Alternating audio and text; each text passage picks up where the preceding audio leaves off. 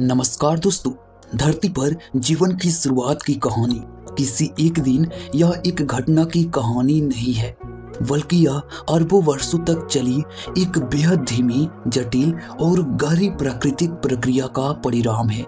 आज हम जिस पृथ्वी को जीवन से भरा हुआ देखते हैं, वही पृथ्वी कभी इतनी खतरनाक और स्थिर थी कि वहां जीवन की कल्पना करना भी असंभव था। लगभग 460 करोड़ वर्ष पहले जब पृथ्वी का निर्माण हुआ, तब वह सूर्य के चारों ओर घूमते गैस और धूल के विशाल बादल से बनी थी। उस समय पृथ्वी एक जलता हुआ आग का गोला थी, जिसकी सतह पूरी तरह से पिघली हुई थी।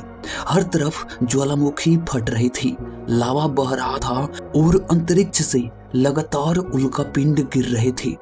इन उल्कापिंडों की टक्कर इतनी शक्तिशाली होती थी कि पृथ्वी की सतह बार बार नष्ट हो जाती थी। इस दौर को वैज्ञानिक हेडियन युग कहते हैं। उस समय न कोई स्थिर जमीन थी, न पानी ठहर सकता था और न ही कोई ऐसा वातावरण था जिसमें जीवन पनप सके। दोस्तों, आगे बढ़ने से पहले प्लीज इस वीडियो को लाइक करके चैनल को सब्सक्राइब जरूर कर लेना, क्योंकि वीडियो बनाने में बहुत ही मेहनत लगता है और रिसर्च करने में काफी दिन लग जाते हैं। इसलिए आप वीडियो को लाइक करके चैनल को सब्सक्राइब जरूर कर लेना। समय के साथ साथ लाखों और करोड़ों वर्षों में पृथ्वी धीरे धीरे ठंडी होने लगी। जैसे जैसे तापमान कम हुआ, पृथ्वी की सतह ठोस होने लगी और वातावरण का निर्माण शुरू हुआ। इस शुरुआती वातावरण में ऑक्सीजन बिल्कुल नहीं थी। इसके बजाय मीथेन, अमोनिया, हाइड्रोजन, नाइट्रोजन और जलवाष्प जैसी गैसें मौजूद थी। आज ये गैसें हमें जहरीली लगती है, लेकिन उस समय यही गैसें जीवन की नींव रखने में मदद कर रही थी। जब पृथ्वी और ठंडी हुई तो वातावरण में मौजूद सभी जलवाष्प संघनित होकर बारिश के रूप में गिरने लगी। यही बारिश कुछ वर्षों तक नहीं, बल्कि हजारों और लाखों वर्षों तक लगातार होती रही। इसी लगातार बारिश से पृथ्वी पर विशाल महासागरों का निर्माण हुआ। ये शुरुआती महासागर आज के समुद्र जैसे साफ नहीं थे, बल्कि रसायनों से भरे हुए थे।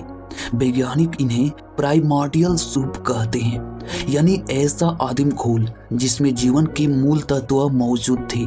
इन महासागरों के ऊपर सूर्य की तेज पराबैंगनी किरणें सीधे पड़ती थी, क्योंकि उस समय ओजोन परत मौजूद नहीं थी।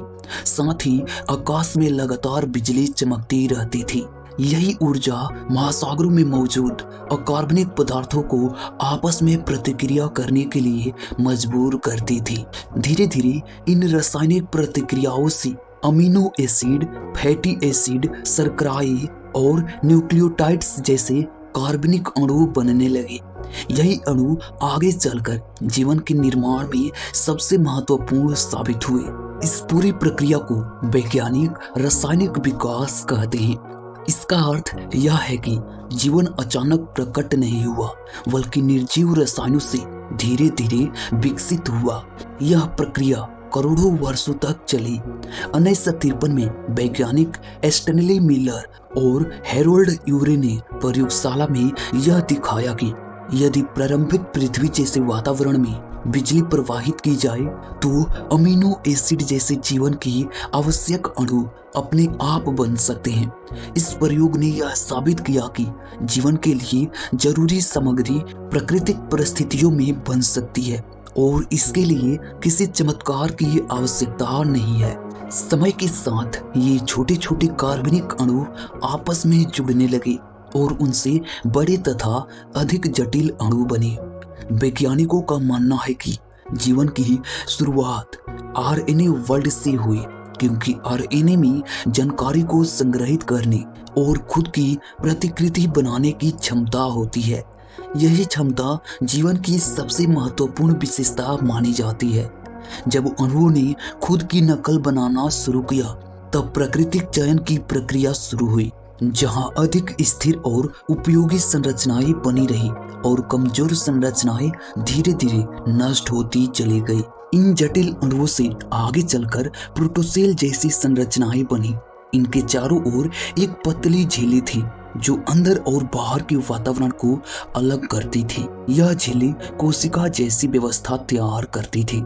ये संरचनाएं पूरी तरह जीवित नहीं थी, लेकिन इनमें जीवन जैसे कई गुण मौजूद थे। यही संरचनाएं आगे चलकर पहली वास्तविक कोशिकाओं में बदली। धरती पर उत्पन्न पहला जीवन एक कोशिकीय और अवायवीय था, यानी उसे ऑक्सीजन की आवश्यकता नहीं थी।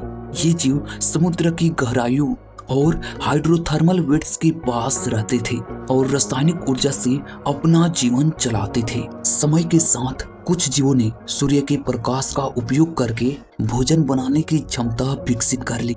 इस दौरान पहली बार वातावरण में ऑक्सीजन निकलनी शुरू हुई।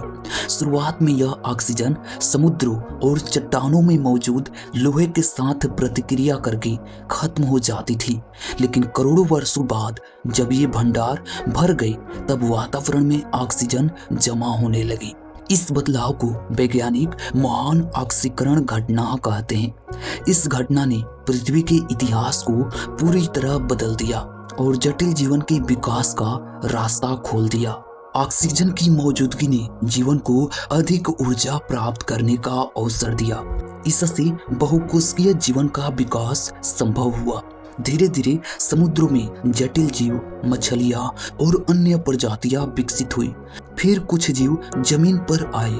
पौधे ने धरती को हरा भरा बनाया और वातावरण को स्थिर किया। इसके बाद जानवरों की विविधता बढ़ी और धीरे धीरे सरीसृप, स्तनधारी और अन्य उन्नत जीव विकसित हुए।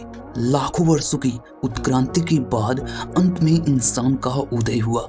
इंसान का दिमाग, उनकी सोच, उनकी भाषा और उनकी सभ्यता उससे लंबी प्रक्रिया का परिणाम है जो अरबों साल पहले निर्जीव महासागरों में शुरू हुई थी।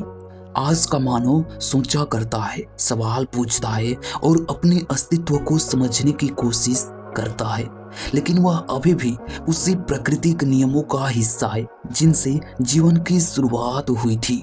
आज भी वैज्ञानिक जीवन की उत्पत्ति को पूरी तरह समझने की कोशिश कर रहे हैं।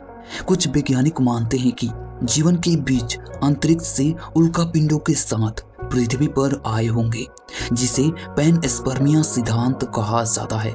वही कुछ वैज्ञानिक गहरे समुद्र के हाइड्रोथर्मल वेट्स को जीवन की उत्पत्ति का संभावित स्थान मानते हैं। इन सभी शोधों के बावजूद एक बात स्पष्ट है कि जीवन की शुरुआत किसी एक क्षण की घटना नहीं थी, बल्कि यह समय, ऊर्जा और प्रकृति की सबसे लंबी और अद्भुत यात्रा थी।